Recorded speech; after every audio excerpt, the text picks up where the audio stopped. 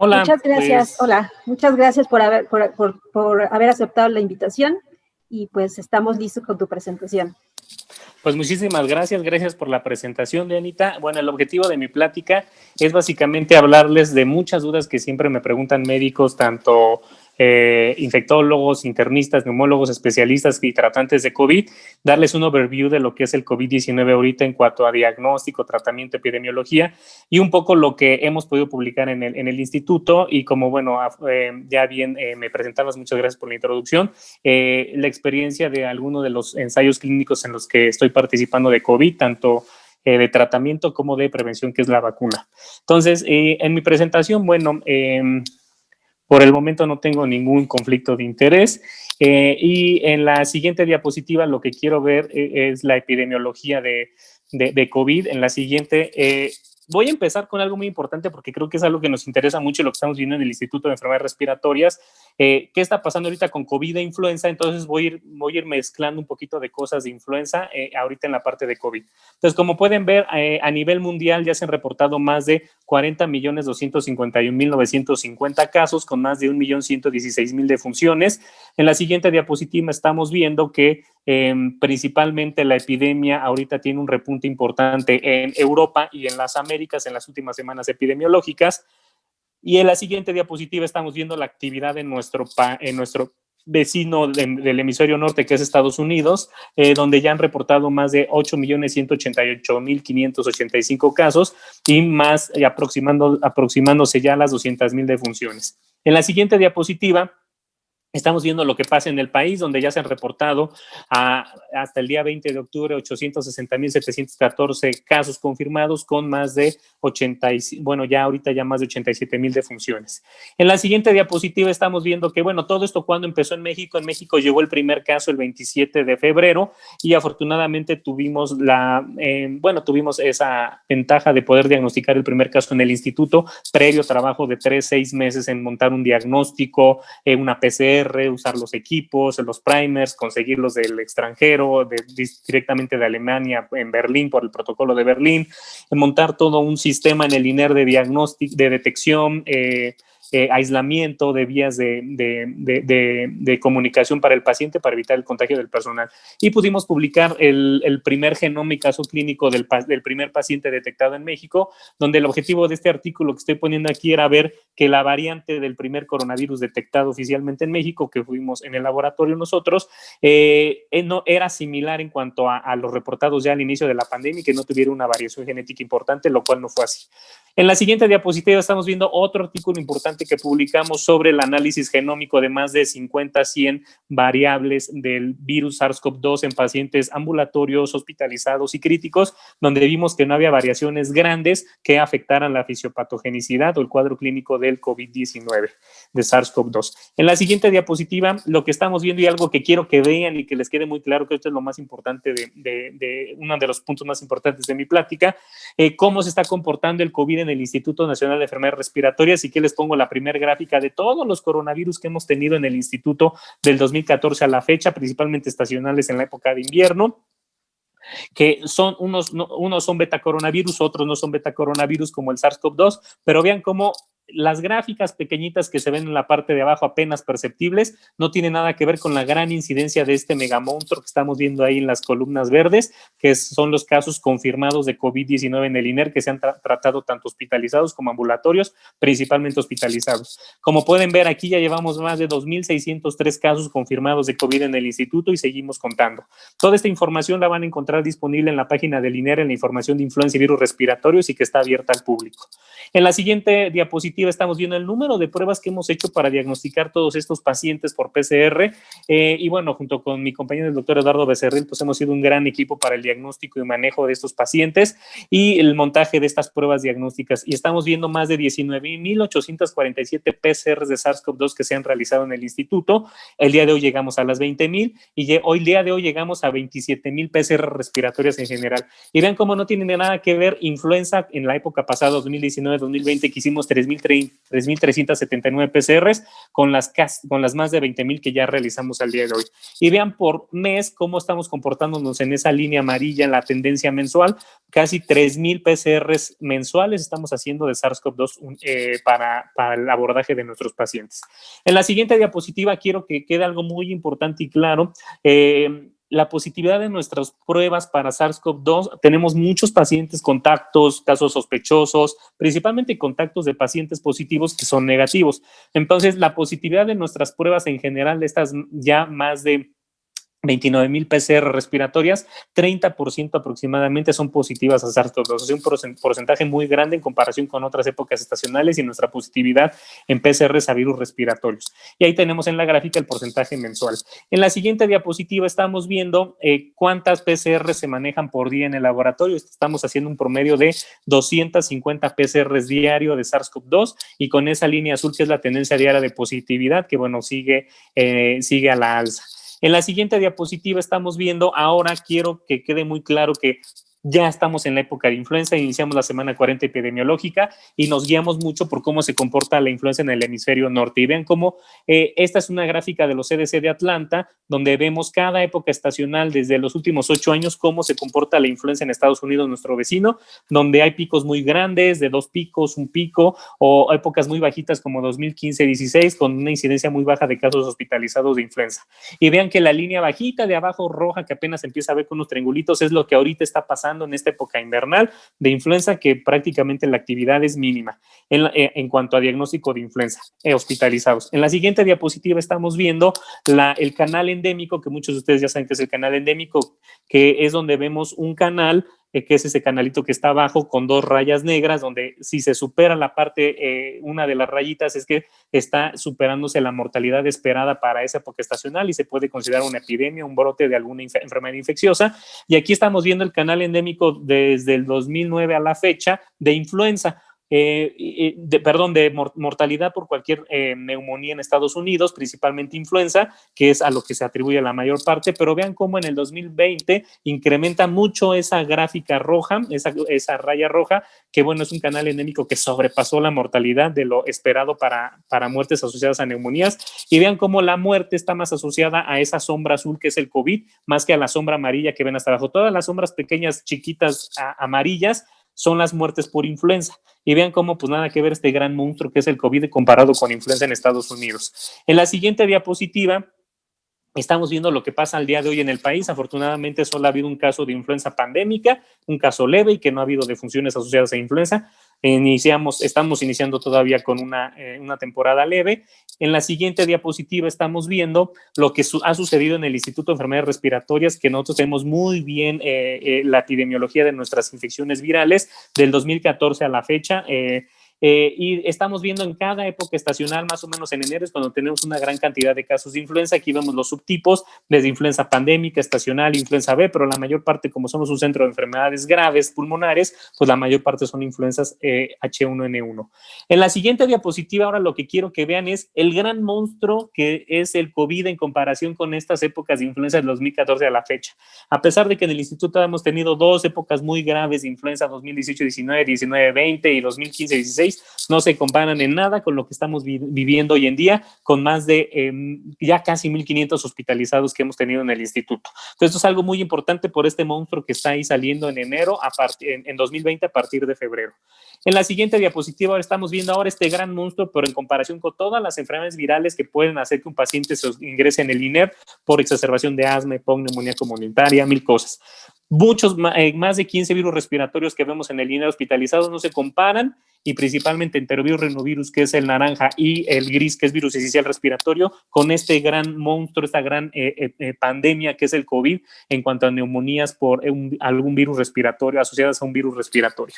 En la siguiente diapositiva ahora estamos viendo el informe semanal de influenza y otros virus respiratorios de la Organización Panamericana de la Salud. Y quiero aquí puntualizar mucho ahorita en las Américas porque estamos entrando en el invierno y todos tenemos miedo de qué va a pasar ahora que llegue el otro gran monstruo que tenemos, que es la influenza. Y vemos en la siguiente diapositiva, dividido por hemisferio norte, el Caribe, las Andinas y América del Sur, que es el cono sur. Vean la parte de hasta abajo, que es el cono sur. Siempre el cono sur en la semana 28 epidemiológica tiene un pico de influenza, que son todas esas barritas que tienen ahí de colores. Y vean cómo en el 2020, en la semana 28 epidemiológica, es nulo la aparición de influenza en el cono sur, donde están terminando su época invernal. Si vemos la siguiente diapositiva, me voy a enfocar en dos países muy importantes, que es Argentina y Brasil, donde vemos cómo en el 2020, bueno, aquí estamos viendo la curva azul es virus sincicial respiratorio y la curva roja es influenza, pues en el 2020 se aplanan las curvas de influenza y de virus sincicial y viene una curva más grande y monstruosa, que es el COVID-19 en Argentina. Y si vemos la siguiente diapositiva, estamos viendo que en Brasil también sucedió lo mismo. Entonces, lo que estamos esperando, y ojalá sí sea que gracias al distanciamiento social, el uso de cubrebocas, la referencia temprana de pacientes con cualquier síntoma respiratorio, el no saludar de beso, abrazo y miles de cosas que ustedes ya conocen, hacen que la influenza y otros virus respiratorios sean menos frecuentes porque tienen una transmisibilidad mucho menor, como ya sabemos y ha aparecido en la literatura, a comparación de SARS-CoV-2. En la siguiente diapositiva, ahora lo que quiero ver es un resumen rápido de la fisiopatología del COVID, porque es muy diferente influenza. Influenza da muchas infecciones del tracto respiratorio, a veces miocarditis, infartos, pero no es tan multisistémico como el SARS-CoV-2. Y el SARS-CoV-2 es multisistémico porque tiene una fase de entrada viral, de destrucción viral de las células, luego sigue una respuesta inmunológica, luego sigue un estado hiperinflamatorio y después una disfunción multiorgánica. Y que en todo esto tenemos un gran estallido de citocinas, mucho más que en influenza o cualquier otro virus respiratorio, que puede llevar a la activación de la cascada de la coagulación, o el mismo virus respiratorio puede infectar células endoteliales que activan que lo hacen procoagulante. En la siguiente diapositiva, y que bueno, obviamente esto está mediado por los receptores AC2 que están en muchos tejidos en el cuerpo y por eso se hace una enfermedad multiorgánica, multisistémica. Aquí estamos viendo los órganos más afectados por el COVID: cerebro, corazón, riñón, hígado, intestino, la sangre, donde principalmente muchos de los mecanismos potenciales es la infección viral directa de las células, la inflamación sistémica y la procoagulación. Y vemos en cada uno de los síntomas lo más frecuente que encontramos, principalmente cerebro, ataxia, anosmia, ageusia, cefalea, que es por inflamación del sistema nervioso, hipoxemia en casos muy graves, las afecciones cardíacas, la elevación de azuados, las hepatitis que puede haber, las diarreas, que esto es más frecuente que en influenza, y los estados proinflamatorios, procoagulatorios en sangre. En la siguiente diapositiva lo que quiero ver es la caracterización clínica y desenlaces, y donde quiero entrar es a esta parte de los CDCs en la siguiente diapositiva, donde vemos cuáles son las poblaciones más afectadas en el hemisferio norte, y que básicamente Estados Unidos se comporta igual que México en cuanto a esta gran epidemia, los factores de riesgo. Vean cómo las gráficas azules en los adultos es lo más importante, que la hipertensión, la enfermedad metabólica, la obesidad, las enfermedades cardiovasculares son las principales comorbilidades que hacen que un paciente tenga que estar hospitalizado por COVID-19. Y en pediátricos normalmente son enfermedades congénitas inmunológicas. En la siguiente diapositiva es uno de los primeros casos que publicamos en el INER de daño renal directo por el virus del SARS-CoV-2, con un estado hiperinflamatorio con citocinas elevadas en una paciente de 65 años con diabetes, hipertensión mal controlada, que ingresó por neumonía y una falla renal muy severa. Entonces, aquí es el ejemplo claro de un paciente típico de México, de Estados Unidos, con múltiples factores de riesgo, que puede hacer neumonías graves, y viendo cómo este virus puede ser multisistémico y actuar en diversas formas para poner a los pacientes en un estadio mucho más grave que en influenza. En la siguiente diapositiva quiero pues nada más resumir estos síntomas del COVID, que son muy similares a la influenza. Realmente es una enfermedad similar a influenza. Hoy en día decimos síntomas de una infección respiratoria aguda o aguda grave, que puede ser ahora influenza o COVID. Y que algunos síntomas son muy específicos del COVID, por ejemplo, la anosmia, la disgeusia, la diarrea mucho más frecuente, a diferencia de influenza, que es muy difícil que tenga esto. Pero todos los demás pues básicamente son similares. En la siguiente diapositiva ahora vemos pues los primeros reportes de caracterización clínica en China sobre fiebre, tos, disnea, mialgias, artralgias en pacientes hospitalizados. Y en la siguiente diapositiva lo que quiero que vean aquí es que los hospitalizados tienen en común casi todas las mismas comorbilidades: diabetes, hipertensión, enfermedad cardiovascular, enfermedades pulmonares crónicas, cáncer o cirrosis. Pero lo interesante de esta gráfica de los primeros reportes de Wuhan es lo que estamos viendo al día con día, que es una hipoxemia silenciosa, una neumonía silenciosa, porque pasan asintomáticos o con síntomas severos, sin síntomas severos muchos días, hasta después del día 10, 14, que es cuando buscan atención, o por falta de conocimiento, porque realmente no tienen esos síntomas tan rápido como en influenza, que la media de síntomas graves es 5 o 7 días. Aquí vemos que 7 días tardan en hospitalizarse, 8 días para iniciar disnea, 9 a 10 días para presentar un SIDA, 10 a 14 días para ingresar a terapia intensiva. O sea, es más prolongado el riesgo de hacer una enfermedad grave en comparación con influenza. En la siguiente diapositiva estamos viendo lo que ya conocemos todo, que los primeros reportes de Wuhan, pues 41.3% de esta serie de llama eran de transmisión nosocomial y 30% eran trabajadores de la salud, y muchos de estos hospitalizados con factores de riesgo para una enfermedad severa. Y en la siguiente diapositiva vemos que pues, los síntomas eran prácticamente los mismos y no tenían gran diferencia en cuanto a una enfermedad similar a influenza. Fiebre, fatiga, tos, anorexia, mialgias, disnea, odinofagia, diarrea y náuseas. Y en la siguiente estamos viendo pues, que los desenlaces más frecuentes, igual que en influenza, SIRA, arritmia, ingreso a terapia intensiva, y aquí 4.3% de mortalidad. En la siguiente diapositiva estamos viendo uno de los reportes más grandes del inicio de la pandemia por los CDC chinos, y que se publicó en JAMA, donde se analizaron 4.672 casos confirmados, viendo que 87% estaban entre 30 y 79 años, 1% en menores de 10 años, y en la siguiente que la enfermedad leve es en el 81%, severa 14%, y el ingreso a terapia intensiva en promedio 5%, con una mortalidad del casi 3%. Pero algo muy importante y que todos ya sabemos, que la enfermedad crítica pues puede dar hasta un 50 o 80% de mortalidad en algunas series como las italianas o la de Nueva York. Y que bueno, cuando ya se analizó el virus y se tomaron las medidas adecuadas de aislamiento, de precaución, el equipo de protección personal, aquí en esta serie de 30% de la infección en el personal de la salud bajó al 3%. En la siguiente diapositiva, pues estamos viendo el curso clínico y factores de riesgo publicados en pacientes de China, y encontraron que la edad avanzada, el SOFA elevado y el dímero D son factores que se asociaban a muerte intrahospitalaria, y que la media de replicación viral en muchos pacientes graves es más prolongada que en estables, que es de 20 días. En la siguiente diapositiva, lo que todos ya conocemos, neumonías de focos múltiples, con vidrio del lustrado inicial, consolidaciones, algunos nódulos, que si yo veo esto o veía esto en épocas invernales pasadas, pues esto era influenza, hasta no demostrar lo contrario, y principalmente en una época invernal. Pero vemos en la siguiente diapositiva que lo más frecuente en pacientes jóvenes, lo que no llega a ser influenza, a lo mejor no lo buscábamos, son estas neumonías periféricas de vidrio del lustrado que resuelven en un periodo de 7 a 10 días. Entonces, bueno, para que vean que hay, a lo mejor algunas características como el vidrio del lustrado periférico, y que es esta evaluación de Corrats que se hizo acá, puede ser de ayuda para diferenciar tempranamente entre influenza y el COVID. En la siguiente diapositiva estamos viendo otro reporte del New England, casi de 1,100 pacientes, donde pues 5% acababan en UCI, 2.3% ventilados, y la muerte era mucho más baja conforme se fue conociendo la pandemia en estos países. En la que sigue estamos viendo, bueno, otros desenlaces más frecuentes que se encontraban, principalmente en diabéticos, hipertensos, pacientes con EPOC, que acababan muchos de ellos, y más de 65 años en terapia intensiva, y más si estaban descontroladas las enfermedades. En la siguiente diapositiva estamos viendo cómo en este reporte de Lancet de 710 hospitalizados, lo más importante era lo que pasó con 52 críticos, que muchos de ellos eran hombres, 67%, el 98% de los críticos presentaban fiebre, y la mortalidad a 28 días era del 61.5%. Entonces, en este artículo de Lancet se evidenció que los críticos, mucho mayor mortalidad de la que inicialmente se reportaba, que muchos acababan con SIRA, daño renal, daño hepático y daño cardíaco. Y obviamente más del 70% requerían apoyo mecánico ventilatorio.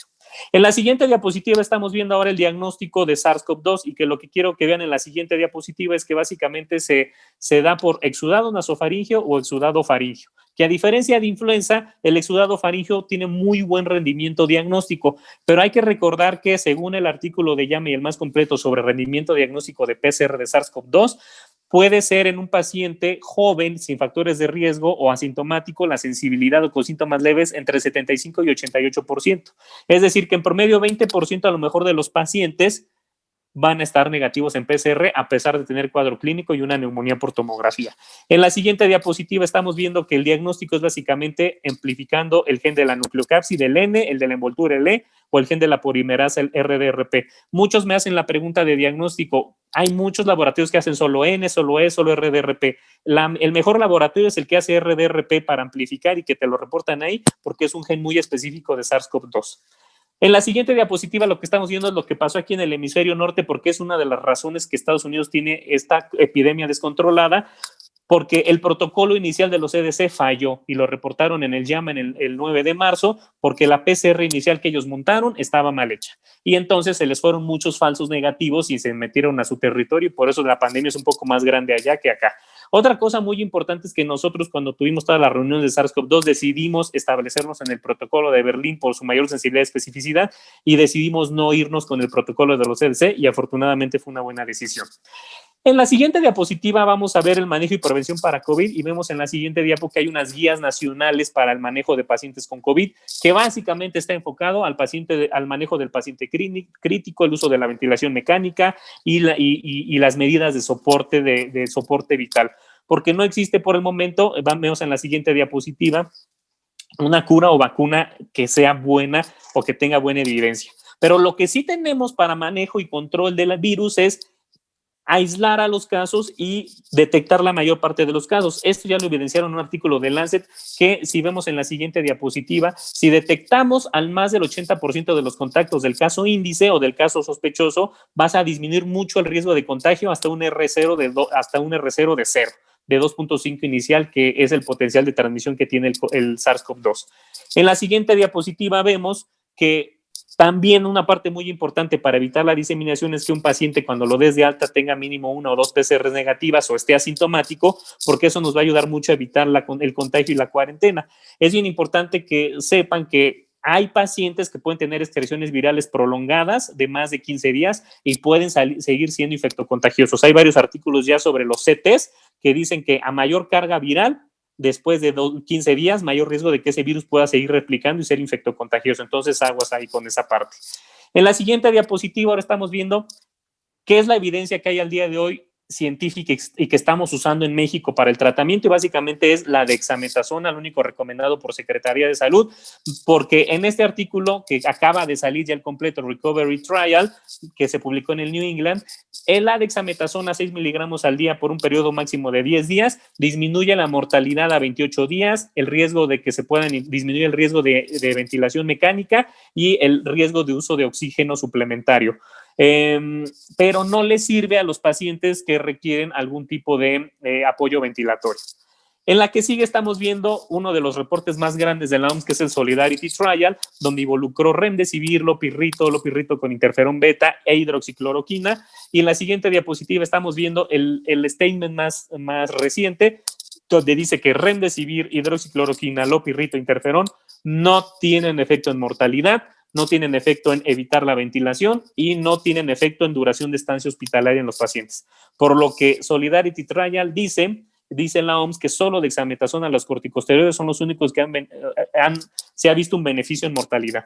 Remdesivir, en la siguiente diapositiva solo quiero ponerles que es de los fármacos que todavía se ha evidenciado algo de efecto clínico, y aquí tenemos el primer artículo del New England, que es el uso compasionado de remdesivir. En la siguiente diapositiva estamos viendo el reporte preliminar, donde ya se compara en un ensayo clínico aleatorizado, doble ciego, controlado por placebo, remdesivir versus placebo, donde participamos nosotros en el Instituto de Enfermedades Respiratorias, aportamos varios pacientes al estudio, y donde aquí es donde por primera vez se ve que sí hay un beneficio en cuanto a reducción de síntomas y reducción de estancia hospitalaria en pacientes muy tempranos.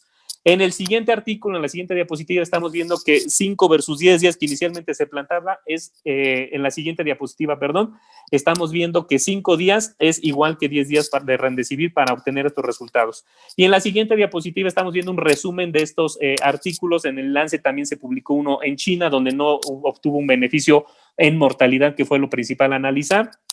Y en la siguiente diapositiva estamos viendo el resumen de remdesivir, que reduce el tiempo de recuperación de 15 a 10 días con una P significativa. Hay un 50% mayor de tasa de mejoría clínica comparado con placebo, también con P significativa. Hay un 43% menor riesgo de progresión a ventilación mecánica. Aquí no se obtuvo una P significativa. Hay un 27% de reducción de mortalidad y en el grupo de enfermos con oxígeno suplementario de bajo flujo, es decir, con puntas nasales, que es lo que muchos artículos no han visto. Entonces, sí ven, o sea, hay algunas partes clínicas y en partes tempranas que parece ser que remdesivir sí tiene cierto beneficio. En las siguientes diapositivas solo quiero pasar los medicamentos que no sirven pero que vean los artículos que se publicó en JAMA de hidroxicloroquina, donde no se evidenció ningún beneficio. En el siguiente es el del New England, donde se ve que tampoco hay beneficio en la siguiente diapositiva de hidroxicloroquina versus placebo. Y en el siguiente estamos viendo lopirrito, donde lopirrito en la siguiente diapositiva es el artículo del New England, donde se ve a casi 200 pacientes que no hay beneficio de lopirrito versus placebo. En la siguiente diapositiva estamos viendo, en la siguiente diapositiva, estamos viendo este artículo de Lancet donde combina lopirrito, interferón beta y ribavirina, donde se ve que pueden tener una combinación de estos tres, mejoría clínica y de estancia hospitalaria, pero nada realmente real para mortalidad. En la siguiente diapositiva, y en la siguiente diapositiva estamos viendo ya el estudio más grande, que es el Recovery, donde casi 1,600 pacientes no se evidenció ningún beneficio del lopirrito en mortalidad, en estancia hospitalaria y en riesgo de ventilación mecánica. Cabe recalcar que todo esto es en pacientes críticos, pacientes muy graves, con una neumonía grave. En la siguiente diapositiva ahora estamos viendo tocilizumab, que al inicio teníamos mucha esperanza en él, pero salió el estudio Covacta, donde no se evidenció ningún beneficio en mortalidad, estancia hospitalaria, ingreso a terapia intensiva y ventilación mecánica. En el siguiente estudio que se acaba de publicar el día de ayer, en la siguiente diapositiva, estamos viendo en la siguiente diapositiva el estudio estas ya no las iba a poner, la siguiente diapositiva también, aquí, en la anterior, en este estudio que se acaba de publicar en el New England de casi 1,600 pacientes, donde se encontró que el tocilizumab no ayudó a prevenir intubación o muerte en pacientes moderados o severamente enfermos. Entonces ya tenemos el estudio Covacta y este estudio de BACT, que así se llama el grupo, donde no evidenciaron ningún beneficio clínico y en mortalidad de tocilizumab. En la que sigue solo de ivermectina, esto lo pongo porque se está usando mucho en México y estamos viendo que la OPS tiene una advertencia porque se está usando mucho también de forma animal el uso veterinario y da mucha hepatotoxicidad la ivermectina. Y en el estudio y en el trial de Solidarity no se ha evidenciado también un beneficio de la ivermectina. Entonces hay el estudio SAINT que se está llevando a cabo, pues todavía no hay reportes sobre el beneficio de ivermectina. En la que sigue estamos viendo ahora favipiravir, uno que se usó mucho en Rusia, no tenemos un ensayo clínico aleatorizado doble ciego todavía con buenos resultados, pero bueno, ya están los protocolos que se publicaron en julio, ahí los pueden ver, sobre favipiravir, ya como un ensayo clínico aleatorizado doble ciego controlado con placebo. Y bueno, ya en la que sigue, ya el doctor Esteban Martínez habló mucho de esto, pero yo lo único que les quiero decir de VIH y COVID y más en México es que iniciemos rápido un tratamiento antirretroviral altamente activo, porque pues vamos a tener mayor retención en la atención, en la supresión virológica, menor mortalidad en general por el VIH, mejor recuperación de CD4. En la que sigue vemos, pues obviamente que el estudio RAPIDTAR nos demostró que inicio temprano de terapia antirretroviral hace que mejore todo en el paciente, hasta obviamente el sistema inmunológico. Y estamos viendo en la siguiente diapositiva que los pacientes de VIH, mientras tengan comorbilidades como tabaquismo, EPOC, cirrosis, cáncer, diabetes, hipertensión mal controlada, van a tener el mismo riesgo que la población en general para tener COVID. En la siguiente diapositiva estamos viendo reportes iniciales de VIH en China y infectados con COVID, que pacientes sin antirretrovirales o con CD4 abajo de 200, este es el estudio que ya presentó el doctor Esteban, me lo voy a seguir, el que sigue, por favor. Aquí estamos viendo el estudio de los chinos, donde, los reportes de casos donde pacientes sin antirretroviral y con CD4 debajo de 200 tienen mayor riesgo de mortalidad y estancia en terapia intensiva. En la siguiente diapositiva estamos viendo algo muy interesante que estamos viendo en la medicina del VIH, que los pacientes que les da COVID y VIH tienden a tener una disminución muy significativa de CD4 y principalmente cuando los CD4 son bajos. Entonces, aguas conoce porque hay que tener mucho cuidado con los pacientes y con infecciones de oportunistas que podría haber en un periodo agudo, o a veces esta disminución de CD4 dura algunos meses. En la siguiente diapositiva estamos viendo el estudio del Lancet de más de 50 pacientes de VIH y COVID, donde encontraron que más del 63% de pacientes con VIH tenían una comorbilidad y los que llegaron a fallecer tenían la comorbilidad descontrolada y CD4 menores de 200. Entonces, en la siguiente diapositiva, el resumen ¿qué hay que hacer en México? Pues un paciente en tratamiento estable, supresión virológica y CD4 mayores a 200 va a tener un menor riesgo de mortalidad de ingreso hospitalario. una terapia temprana va a ayudar a que tengan muy buenos CD4 y que estén indetectables y que tengan menos riesgo de infección, por lo que se recomienda el uso de inhibidores de integrasa en estas épocas. Los pacientes que viven con VIH y todas estas enfermedades crónicas, pues tienen mucho riesgo de complicarse, infectarse por COVID-19 y tener una enfermedad severa, y que los que tienen mayor riesgo son los que no tienen tara y CD4 de menos de 200. Ya la otra parte de la plática en la siguiente diapositiva son las coinfecciones que estamos viendo, y en la que sigue quiero ponerles una coinfección que vamos a encontrar muchísimo y que publicamos recientemente el primer artículo reportado en México sobre COVID y tuberculosis. Esto lo vamos a encontrar y no nos debemos de olvidar de todas estas enfermedades que se van que están en el país, como COVID, como tuberculosis, brucelosis, el VIH, las hepatitis, las bordetelas, mil cosas que siguen aquí en el país. Muchas son prevenidas por vacunación o modificando el estilo de vida. Entonces aquí estamos viendo un paciente taxista de 51 años, diabético, hipertenso, sin antecedente de vacunación, que llega por datos clínicos de COVID, pero le hacemos la tomografía, tenía vidrio del lustrado, árbol de engemación, consolidación, una caverna, y le hacemos al mismo tiempo la PCR de tuberculosis y SARS-CoV-2 y positivo a los dos, y ahí tenemos su vaciloscopía bien bonita.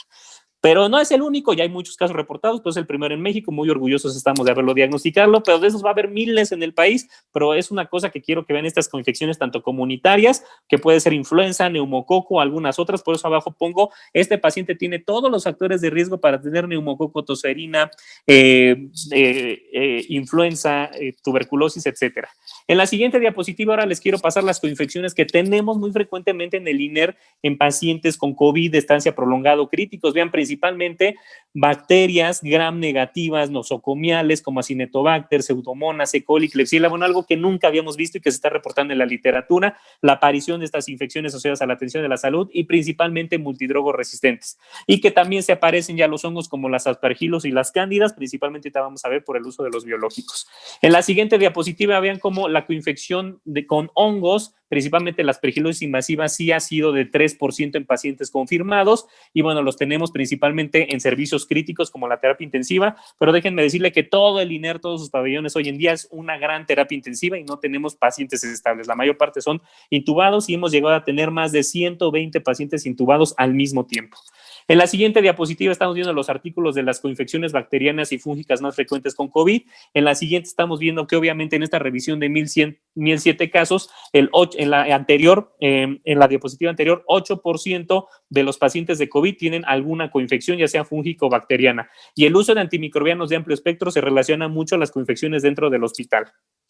En la siguiente diapositiva estamos viendo un estudio del Reino Unido, y donde en la siguiente diapo vemos sus bacterias más frecuentes, y que lo que más se ha reportado en el mundo son coinfecciones por bacilos gram negativos. Entonces aquí estamos viendo las coinfecciones más frecuentes, que principalmente son Pseudomonas, Enterobacter, Klebsiella, Serratias, seguidas por Cándidas y Aspergillus. En ese entonces mucho las cándidas por el uso excesivo de inmunomoduladores, principalmente el tocilizumab o algunos otros biológicos. En la siguiente diapositiva estamos viendo que también hay que pensar en COVID-19 y la aspergilosis pulmonar. En la siguiente diapositiva estamos viendo la tomografía probablemente típica de un paciente de COVID y aspergilosis, con cavitaciones, con signo del halo, signo de la media luna, signo del aire creciente, nódulos, vidrio del lustrado, consolidaciones, como pueden ver ahí en todas las fases de una aspergilosis en un paciente de COVID y aspergillus, que es una coinfección igual de frecuente que en influenza.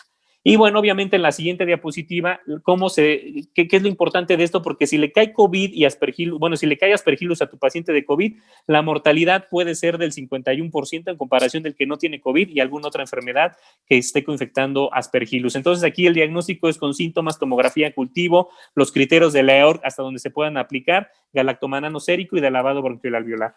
Y en la siguiente diapositiva estamos viendo ahora que, bueno, los factores de riesgo para COVID y coinfecciones es estar en terapia intensiva, el usar esteroides, la ventilación, la enfermedad respiratoria subyacente, la tormenta de citocinas, el uso de antibióticos de amplio espectro. En la siguiente diapositiva estamos viendo muy específico para infección fúngica invasiva como la neutropenia, el EPOC y el trasplante de células hematopoyéticas en pacientes con COVID, todo obviamente con COVID.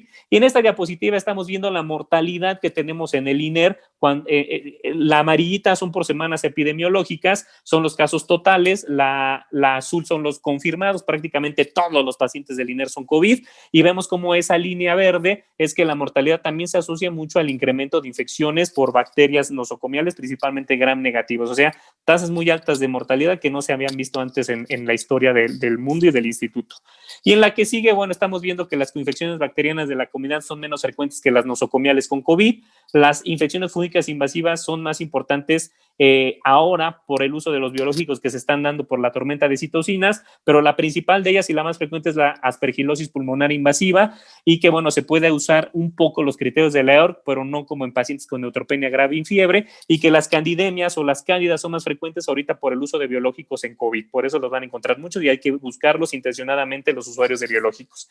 En la siguiente diapositiva, y ya para terminar la plática, solo ¿por qué pensar en otras vacunas? Ahora voy a hablar de vacunación. ¿Por qué pensar? Pero no voy a hablar tanto de vacuna de COVID, sino ¿por qué pensar en otras vacunas respiratorias antes que la vacuna contra COVID? En la siguiente diapo me explica por qué el proceso de generación de una vacuna, aquí dice de COVID-19 Vaccine Development Multiverse, o sea, el multiverso de cómo hacer una vacuna viene desde primero validar el target o cuál va a ser el epítope, hasta la producción del epítope y la vacuna, hasta hacer el estudio fase 1, fase 2, fase 3, proceso de regulación y la distribución. Puede tomar todo esto desde 2 años hasta 10 años, entonces no esperen una vacuna en 6 meses, 8 meses, porque va a estar imposible. En la siguiente diapositiva, entonces, vemos que las vacunas del adulto importantes ahorita son las respiratorias, influenza, tosferina y neumococo, y en la siguiente diapositiva estamos viendo que todos nuestros pacientes de riesgo, como lo dice los CDC, necesitan estas 3 vacunas obligatorias para que no vaya a ser de malas que COVID se sobreinfecte o se infecte con estas bacterias o virus. En la siguiente diapositiva lo que quiero decirles es influenza y COVID, vacuna de influenza. Lo ideal y lo que dicen las guías de la CIP y los CDC, que se vacunen los pacientes contra influenza ya que pasó el cuadro clínico de COVID o 2 semanas después de COVID para evitar el riesgo de otra tormenta de citocinas. Se recomienda la vacuna tritetravalente de virus atenuados de virus muertos, y está contraindicado en embarazadas o inmunosuprimidos la de vivos atenuados, que no tenemos en México. No existe evidencia actual que la vacuna contra influenza empeore la evolución clínica de un paciente que ya tuvo COVID. Eso es muy importante, por lo que se les estimula que le vacunen a sus pacientes. En la siguiente diapositiva, las guías de práctica clínica, aquí importante, la vacunación de influenza y de neumococo disminuye exacerbaciones per se solita de POC y asma. Esto es muy importante, por eso puse esto, porque son pacientes que les da COVID. En la siguiente diapositiva estamos viendo las recomendaciones de las guías de práctica clínica de influenza que se publicaron este año y participó el INER, donde estamos diciendo que los pacientes de asma y POC y todos los susceptibles son los que debe de ofrecerse esta vacuna de influenza y de neumococo para disminuir exacerbaciones, y ahorita más en la época de COVID. En la siguiente diapositiva estamos viendo que las vacunas de infecciones bacterianas en COVID son muy seguras y se recomienda mucho la de tosferina, principalmente si se tienen factores de riesgo para adquirirla, y la de neumococo, tanto la de 23 tipos o la de 13 tipos, un esquema secuencial si es un paciente de alto riesgo con muchos factores de riesgo o una inmunosupresión severa. En la siguiente diapositiva estamos viendo un artículo en el que participamos del Instituto Nacional de Salud Pública en el INER, de cómo siguen circulando los neumococos, los serotipos invasivos, a pesar de que está tan amplio el esquema de vacunación. En la siguiente diapositiva vemos que los serotipos en los que participó mucho en el INER, la siguiente diapositiva, pues son los que son prevenibles por vacunación de 23 y 13 tipos. Entonces, por eso es importante que todo esto siga circulando y hay que usarlo en estas épocas de COVID. En la siguiente diapositiva, también en las guías de práctica clínica pusimos que se deben de vacunar todos los pacientes de alto riesgo, principalmente VIH, POC, asma, diabetes, con vacuna de 13 tipos y 23, porque la de 13 tipos, a diferencia de la de 23, protege de neumonías, y la de 23 tipos solo de una enfermedad neumocócica invasiva. Y en estas épocas de COVID, yo soy de la idea de pacientes de alto riesgo ofrecer este esquema de las 2 vacunas de neumococo para prevenir una neumonía más grave o coinfectarse con COVID. En la siguiente diapositiva estamos viendo que en las guías de práctica clínica de influenza también metemos esto del neumococo, porque obviamente nos ayuda mucho a nuestros pacientes de VIH, POC y asma. En la siguiente diapositiva ahora estamos viendo, ya para terminar la plática, en la siguiente diapositiva, los blancos potenciales de vacuna, cómo se empezaron a investigar contra el COVID. En la siguiente diapositiva estamos viendo los diferentes tipos de vacunas que se pueden encontrar contra COVID, las vacunas de microRNAs, de virus inactivos, basadas en adenovirus, que son las más adelantadas ahorita, como la de AstraZeneca y la de Janssen, la del lentivirus o o vacunas de vectores bacterianos como fagos. Entonces son como que las vías en las que se están haciendo vacunas de COVID. En la siguiente diapositiva estamos viendo las más importantes, es decir, las más avanzadas, que son de un vector de adenovirus tipo 5. ¿En qué consiste? Te inyectan un adenovirus tipo 5 que es inocuo para el hombre, con partes de SARS-CoV-2 de su genoma y antígenos, y eso va a hacer que tengas una respuesta celular y humoral. Es la ventaja de esta vacuna de adenovirus tipo 5, y vemos que en la siguiente diapositiva, una de las que va a participar en el INER, donde yo voy a ser investigador principal, tenemos la de Johnson & Johnson, que es la de Janssen, que también es basada en adenovirus tipo 5, y la característica de esta vacuna, a diferencia de todas las demás, es que esta puede durar 3 a 5 años la protección, a diferencia de las otras que tendrá que ser anual. En la siguiente diapositiva estamos viendo los primeros artículos en Lancet de la vacuna china, que también es a base de adenovirus tipo 5. En el siguiente es un reporte del New England sobre la vacuna de microRNAs, que también tiene una muy buena inmunogenicidad. En la siguiente diapositiva estamos viendo la que es de nanopartículas, que puede durar mucho tiempo ahí la vacuna y tener una muy buena respuesta con nanopartículas, una nueva tecnología de vacunas.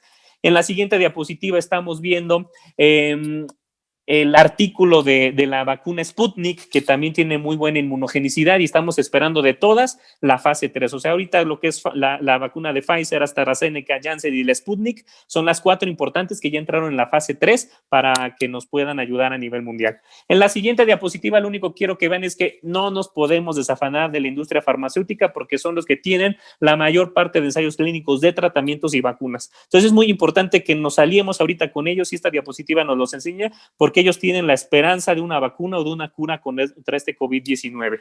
Y en la siguiente, pues vemos cuáles son las conclusiones de esta plática, que prácticamente los pacientes pues tienen tos, fiebre, disnea, fatiga y mialgias, que son los síntomas más frecuentes, hasta 1,10% síntomas gastrointestinales, anosmia y disgeusia, igual que en influenza, diabetes, la enfermedad cardiovascular, la enfermedad pulmonar obstructiva crónica, pues son las comorbilidades más frecuentes. La linfopenia es el hallazgo más frecuente a veces de laboratorio en fases iniciales, y que bueno, aquí la radiografía y la tomografía, principalmente la tomografía en pacientes hospitalizados, casi en el 100% vamos a encontrar una neumonía, que inicialmente son bilaterales con predominio de vidrio del lustrado.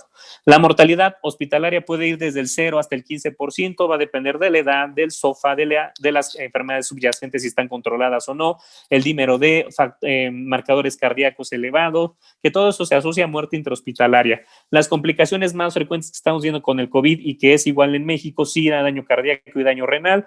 Muchos casos son leves, pocos críticos, 5%, y bueno, que también los métodos diagnósticos es el exudado faríngeo y nasofaríngeo por el protocolo de Berlín, que es el que llevamos a cabo en México, y que de lo más importante es que detectar a un caso positivo sospechoso y aislar a sus contactos va a ayudar muchísimo a detener la pandemia y la transmisión dentro de nuestro país o en zonas donde estemos viendo un brote. En la siguiente diapositiva estamos viendo pues unas conclusiones muy importantes, que no existe una cura o vacuna actualmente para el COVID. Algo muy importante, no sé si escucharon por ahí, pues ya no hubo una defunción en la vacuna de AstraZeneca. Se está viendo si es un paciente de placebo o de vacuna. Se tiene que analizar por el Comité de Bioseguridad para saber si la vacuna va a seguir o no. Y recordar pues que ya hubo 3 pacientes ahí que tuvieron mielitis transversa, y pues se tienen que analizar por un Comité de Bioseguridad para saber si esto va a seguir o no. De los tratamientos, dexametasona y remdesivir son los únicos con beneficio en mortalidad y resolución clínica respectivamente que se han reportado en la literatura. Hay varios candidatos de vacuna en fase 1-2 ya terminada o en proceso de terminarlas, pero se han juntado mucho las 2 fases en varios ensayos para terminar pronto y tener un candidato para las fases 3. Hay pocos ensayos clínicos entrando en estos momentos en la fase 3. Se espera que una vacuna que pueda ser segura y con distribución mundial puede estar dentro de 1 a 5 años. Entonces, como les comentaba al inicio, la fase 3 puede durar de 1 a 5 años. Hay 4 vacunas en fase 3, ya les comenté: AstraZeneca, Janssen, Sputnik V y la de Pfizer. Pero bien importante, mientras no haya una vacuna, tenemos otras herramientas para evitar infecciones graves, coinfecciones y mejorar la calidad de vida de nuestros pacientes, como es la vacunación de influenza, neumococo y DPT, que han cobrado mucha importancia en esta pandemia de COVID-19. Los grupos de alto riesgo, desde nuestra perspectiva, deben de tener mínimo estas 3 vacunas por su potencial de agravar la enfermedad por COVID-19 estos microorganismos. La vacuna trío tetravalente de influenza es segura y puede ser de virus muertos o recombinante en pacientes de COVID posterior a la resolución del cuadro o 2 a 3 semanas al alta. Bien importante no estudiar siempre buscar coinfecciones bacterianas y fúngicas en pacientes con factores de riesgo o de estancia prolongada en el hospital. Entonces, como pueden ver, bueno, las conclusiones son pues, que no hay cura, no hay vacuna, los cuadros clínicos son similares a influenza y que lo único que tenemos ahorita son las medidas de soporte, el oxígeno y nuestro esteroide e identificar tempranamente al paciente, porque la identificación temprana y el tratamiento temprano, aunque sea de soporte, ayudan mucho a evitar la progresión a una enfermedad severa por COVID. Entonces, en la siguiente diapositiva, pues básicamente les estoy dejando ahí mis redes sociales, @drarturinfecto, donde publico muy seguido sobre influenza, virus respiratorios y lo de COVID. Tienen mi correo electrónico ahí en la diapositiva, jarturoinfectología@gmail.com, jarturoinfectología@iner.gov.mx, donde les podemos dar todas estas estadísticas del INER sobre los virus respiratorios, COVID, influenza, los artículos que hemos publicado, dudas, preguntas, flujogramas, algoritmos que ya no presenté que tenemos en el triage de pacientes, se los podemos enviar. Y quiero terminar mi plática no sé si me pueden poner por ahí unos algoritmos que tenía de influenza, ahí están. Los algoritmos de influenza y COVID. O sea, esto es algo muy importante y espero que se vea muy bien, porque es lo que ahorita nosotros y mucha gente nos está preguntando, bueno, ahora, ¿qué vamos a hacer en la época de influenza y COVID? ¿O qué es lo que están haciendo en el INER? Porque recibimos llamadas, mails y mil cosas, ¿no? Entonces, aquí quiero que vean el algoritmo, cómo empezamos. Una persona con sospecha de enfermedad respiratoria viral aguda es COVID hasta no demostrar lo contrario. Cualquier diarrea, cualquier disgeusia, anosmia, enfermedad respiratoria baja o alta es COVID hasta no demostrar lo contrario. Pero ya sabemos que muchas de estas cosas pues, son igual en influenza y que influenza se puede complicar en pacientes de alto riesgo. Entonces, vamos a ver que nos llegue la persona con sospecha, vamos a ver si tiene datos de alarma o que son pacientes de alto riesgo, principalmente por sus comorbilidades o por el cuadro clínico. Y ya que identificamos a este paciente de alto riesgo y que es candidato a ingreso, ¿qué es lo que vamos a hacer y qué es lo que estamos haciendo en el instituto? Bueno, en el Instituto de Enfermedades Respiratorias, y yo en la misión privada ya lo estoy haciendo, les hacemos a la par la PCR porque ya entramos en época de influenza, ya empezó a hablar influenza pandémica, ya hay un caso reportado en México, entonces se le mete al mismo tiempo COVID e influenza. Y en lo que está el resultado, podemos tenerlo en una hora, como en el INER, que en una hora tenemos el GeneXpert de SARS-CoV-2 y el GeneXpert de influenza, inmediatamente sabemos qué hacer con ese paciente, pero puede ser que no tengas al laboratorio estatal al lado o que no tengas la PCR ni siquiera disponible nunca. ¿Qué es lo que hacemos? Ingresa a urgencia, se le pone su oxígeno suplementario, se le inicia empíricamente oseltamivir, se le inicia la dexametasona, se le da un antibiótico a criterio del infectólogo. Aquí se lo dejamos por criterio del infectólogo porque estamos viendo tantas coinfecciones nosocomiales y tanta multidrogoresistencia que es lo que menos queremos es poner antibióticos empíricos a diestra y siniestra. Y se les da su tromboprofilaxis por todo este efecto protrombótico que tiene el COVID. Entonces permanecen en urgencias hasta que salgan los resultados, bueno, en el INER de la PCR. Y tenemos 4 escenarios.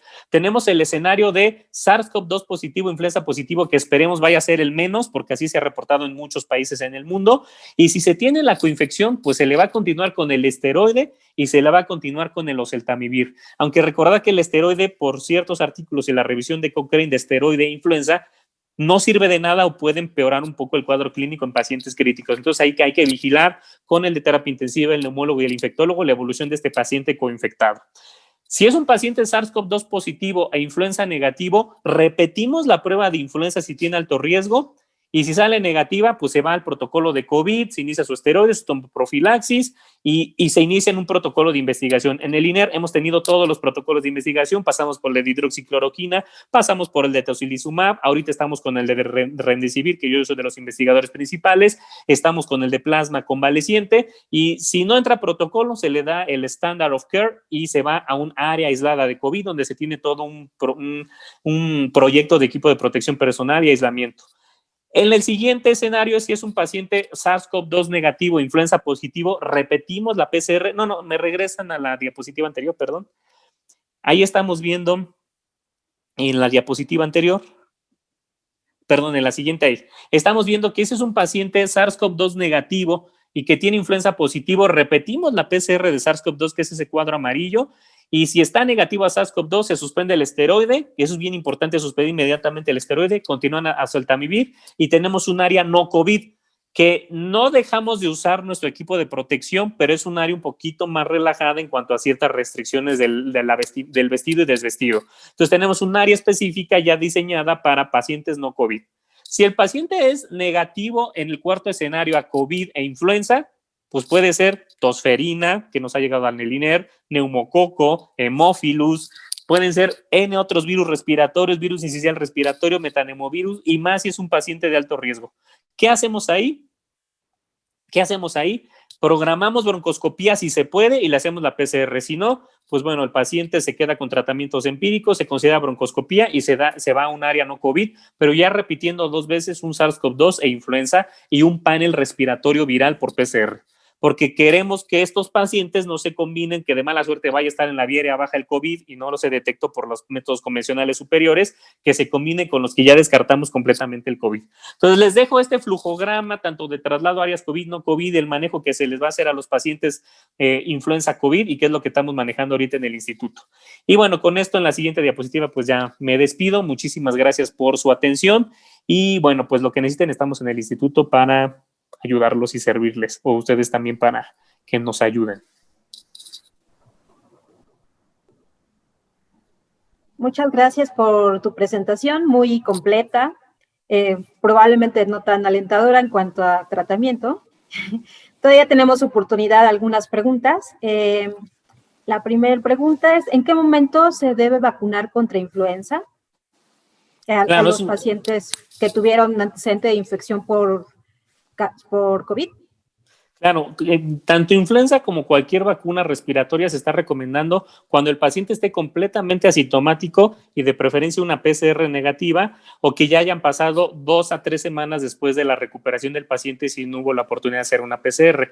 Las guías de la CIP dicen ya que se recuperó clínicamente o 2 semanas después del alta del paciente. Esto es muy importante porque cualquier vacuna puede incrementar la respuesta inmunológica y otra vez tener síntomas el paciente y a lo mejor otra vez los datos de una probable neumonía. Entonces, no se sabe cuál va a ser, qué es lo que pasa ahí, pero sí se está recomendando que sea posterior a la resolución del cuadro o 2 semanas después. Y se puede poner influenza, tosferina, difteria, neumococo, el esquema secuencial, cualquier vacuna respiratoria o de otro tipo si así desea vacunarse el paciente. Pero que se vacune, porque recordar, eso ya no lo puse en la plática, pero sabemos que la inmunidad contra COVID puede durar 2 a 8 meses, ya están existiendo las reinfecciones, ya existen, ya se están documentando por secuenciación, algunas reinfecciones pueden ser más severas, por lo que se recomienda la vacunación respiratoria posterior al COVID, porque hay riesgo de que nos pueda volver a dar COVID y riesgo en época invernal de que se coinfecte con virus o bacterias respiratorias estacionales. Ok, bueno, algunas preguntas van enfocadas a un tema en concreto. Dice, en el IMSS se ha llegado a reportar una mortalidad mayor versus Secretaría de Salud, ¿y cuáles consideras que son los factores asociados a una mayor mortalidad? Y esta pregunta va también asociada con otra que pues nos hicieron llegar. Dice, del 100%, ¿cuántos casos del 100% de los ingresos al INER, cuántos casos de éxito han tenido? Sí, mira, eso lo tenemos muy bien, ya no lo puse en la diapo porque es muy particular para que no le tomaran foto porque son datos sensibles, pero lo que sí les puedo decir es que eso sí se publicó por ahí en una noticia, nuestra mortalidad en el INER, déjenme decirles que es completamente una terapia intensiva. O sea, el 90% de nuestros pacientes en el INER hoy en día están intubados. El otro 10% son pacientes no intubados y que probablemente entraron porque se necesitaban para el protocolo, no intubados, por ciertos protocolos de tratamiento. Entonces, nosotros nos estamos comportando como una terapia intensiva. Entonces, la mortalidad en el instituto oscila el 30% en los pacientes críticos. Y en los pacientes no críticos, pues es muchísimo menor, menos del 8% en los no críticos. Lo importante de esto es que sí, ya de estos más casi 1,500 pacientes que se han hospitalizado, el 65% se han ido de alta exitosa a sus casas. Y obviamente de los críticos, pues obviamente un 70% han podido salir adelante en el instituto. Muchos permanecen todavía hospitalizados, pero no tenemos pacientes de meses en el instituto, pero sí tenemos una mortalidad del 30 y tantos por ciento aproximadamente. Pero sí muchas altas y principalmente en pacientes que no requirieron el apoyo mecánico ventilatorio, porque en el INER también tenemos muchos con puntas de alto flujo que están en la tabla de ir o no hacia la ventilación mecánica. ¿Por qué en el IMSS hay una mortalidad más alta, yo creo pues depende de cuántas camas, o sea, ahí sí es lo que nosotros decimos en el INER, depende cuántas camas de terapia intensiva estés considerando tu mortalidad. Hay IMSS que tienen 5 camas de terapia intensiva, hay hospitales que tienen 20, está el INER que tiene 150 camas de terapia intensiva. Entonces, la mortalidad no va relacionada al hospital, va relacionada a cuántos pacientes críticos intubados tienes para decir qué mortalidad tienes. Un ejemplo, por ejemplo, nutrición, pues creo que no tiene tantos intubados como nosotros y por ende su mortalidad va a ser menor, aunque tengan algunos críticos. El ISSSTE, por ahí viene ese reporte, tiene más del 60%, pero tienen bastantes intubados. Entonces, va a depender mucho de tus intubados y obviamente qué tan críticos lleguen y qué tantas comorbilidades tengas, qué tanta población de diabetes, hipertensión tienes, etcétera. Nosotros tenemos una población en el INER muy cautiva de enfermedades crónico-pulmonares, asma, EPOC, etcétera, que están llegando también al INER por COVID. Entonces, a veces esos no tienen tanto mal pronóstico como un cardiópata, un diabético, como en el Chávez, que tienen muchos cardiópatas que tienen una mortalidad todavía mucho mayor que un epocoso o un asmático. Entonces, no te puedo decir cuál es exactamente la razón, pero lo que sí es que analicen cuántos críticos, cuántas comorbilidades, cuánto tiempo tardan en llegar. No es lo mismo el paciente que llega a un privado, que llega inmediatamente después del cuadro y casi tienen puras puntas o puntas de alto flujo, a uno que está en Secretaría de Salud en un pueblo y que no tiene acceso a medicamentos, está a 1 hora de distancia el hospital y que ya llegan muy graves o esperan mucho porque no consideran que sea tan grave su situación como para viajar 1 o 2 horas a su centro de salud.